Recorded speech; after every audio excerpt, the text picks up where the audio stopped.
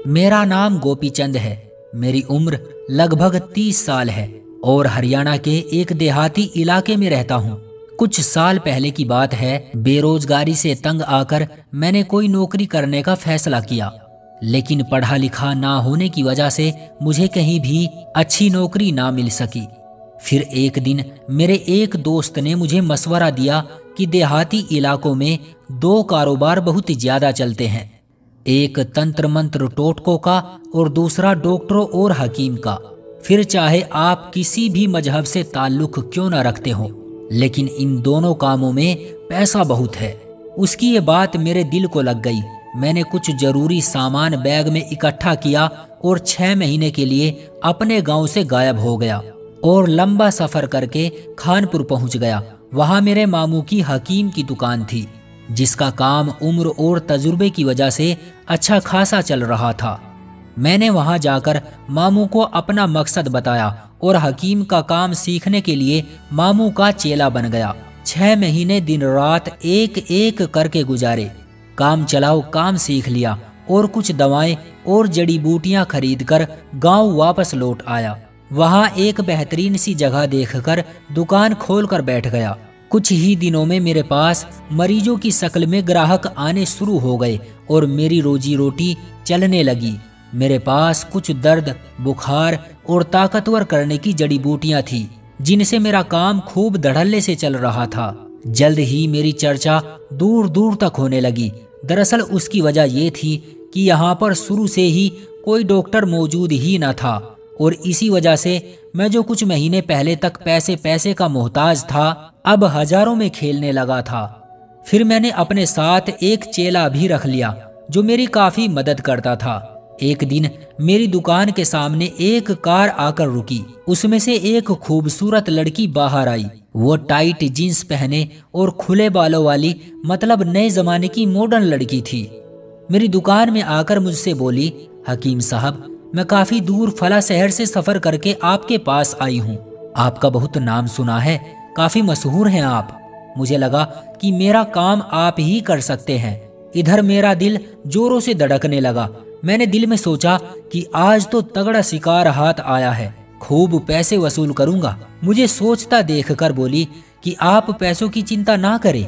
साथ ही पर्स में हाथ डाला और 5-5 हजार के 10 नोट निकालकर मेरी तरफ बढ़ा दिए। इतने पैसे देखकर मैं होश खो बैठा। मुझे यकीन हो गया कि अगर इतने पैसे दे रही है तो यकीनन काम भी कोई खास करवाना चाहती है। मैंने पूछा कि मैडम, मसला तो बताएं, अगर मेरे बस का होगा तो मैं हाथ डालूंगा, वरना मैं पेशगी नहीं लूंगा। वो मेरे कांधे पर हाथ रखकर एक अदा से कहने लगी कि हकीम साहब, सुना है आपके पास बड़ी ताकत वाली दवाई होती है। मेरा मसला साइज का है, मतलब मेरा साइज छोटा है। हम 2 लड़कियां हैं, आपको पेशगी 50 हजार दिया है। मेरे साथ चलिए, अगर हमारा काम हो गया तो आपको 1 लाख रुपये और मिल जाएंगे। मैं फौरन समझ गया कि लड़की 2 नंबर है। मुफ्त के मजे और पैसे किसे अच्छे नहीं लगते। मैंने 50 हजार रुपये जल्दी से जेब में रखे और दुकान से कुछ जरूरी दवाइयाँ उठाई और अपने चेले से कहा कि मैं मैडम के साथ मरीज देखने जा रहा हूँ, शाम तक आ जाऊंगा, दुकान का ख्याल रखना। फिर मैं उस लड़की के साथ कार में बैठा और कार फर्राटे भरती हुई नजदीकी शहर की तरफ रवाना हो गई। मैं लड़की के जिस्म से उठने वाली खुशबू और आने वाले लम्हात को सोच सोचकर अंदर ही अंदर अपनी किस्मत पर खुश हो रहा था। मुझे वो सब बातें याद आ रही थी जो मैं आज तक लोगों से सुनता आया था कि कैसे एक शहरी हसीना का राह चलते मैले कुचैले आदमी पर दिल आ गया और वो अपनी ख्वाहिश पूरी करने के लिए उसको साथ ले गई। मैं तो फिर भी मशहूर और एक बेहतरीन हकीम हूँ। मेरे पास ताकत वाली दवाओं का खजाना भी मौजूद है। तो फिर कैसे हो सकता है कि किसी हसीना को मेरी जरूरत न पड़े। मेरा सीना फक्र से चौड़ा हो रहा था। मैं उस दिन को याद करने लगा जब मैंने किसी की बात मानकर हकीमगिरी सीखने की ठानी थी।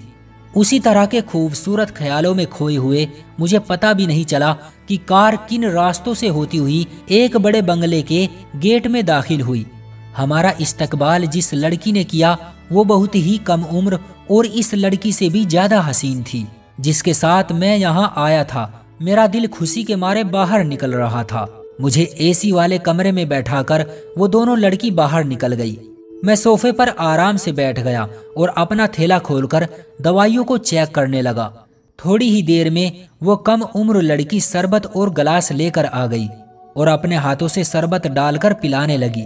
दूसरी लड़की मेरे साथ सोफे पर बैठ गई और अचानक से मेरा हाथ पकड़कर दबाने लगी। मैंने सोचा कि गोपी चंद, अब इम्तिहान का वक्त करीब है। फिर मुझे याद आया कि मैंने वो दवा तो अभी तक खाई ही नहीं जिससे मुझे बेइंतहा ताकत मिलनी थी। जैसे ही मैंने थैले में हाथ डालकर दवा बाहर निकाली तो वो लड़की बोली कि अब इस दवा की जरूरत नहीं है। मैंने पूछा क्या मतलब? तो कहने लगी कि हकीम साहब, हमारे शरबत में जो ताकत है वो तुम्हें दुनिया की किसी और दवा में नहीं मिल सकती। बस थोड़ा इंतजार करें, उसके बाद आपकी दुनिया रंगीन होने वाली है। मैं इत्मीनान से बैठ गया और शरबत के असर होने का इंतजार करने लगा। तकरीबन 5 मिनट बाद मेरी आंखों के आगे अंधेरा सा छाने लगा और फिर देखते ही देखते मेरे हाथ पांव ढीले पड़ गए और मेरा जिस्म बेजान सा हो गया। मैं चाहकर भी हरकत नहीं कर सकता था, लेकिन हाँ, मैं हर बात सुन भी सकता था और बोल भी सकता था। फिर कमरे का नजारा बदलने लगा।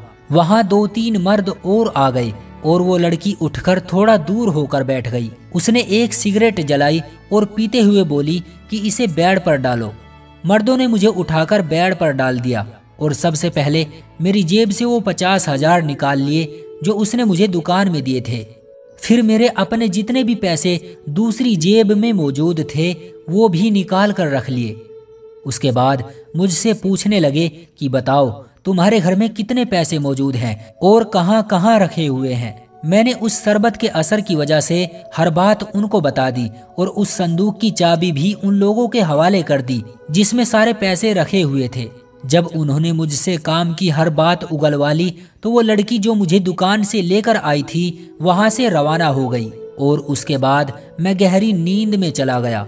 जब मेरी आंख खुली तो मैं अपने घर में चारपाई पर पड़ा हुआ था और सारे घर वाले मेरे आसपास ही जमा थे। जब मुझे ठीक से होश आई तो मेरी बीवी पूछने लगी कि वो 50,000 रुपए कहाँ छोड़ कर आए हो जो घर से वो मैडम लेकर गई थी। मैंने हैरान होकर पूछा कि कौन सी मैडम? तो मेरा चेला कहने लगा, हकीम साहब, वही मैडम जिसके साथ आप कार में बैठकर उसके बंगले पर गए थे। उसी मैडम को आपने संदूक की चाबी देकर भेजा था कि सारे पैसे उस मैडम के हवाले कर दें, बैंक में जमा करवाने हैं।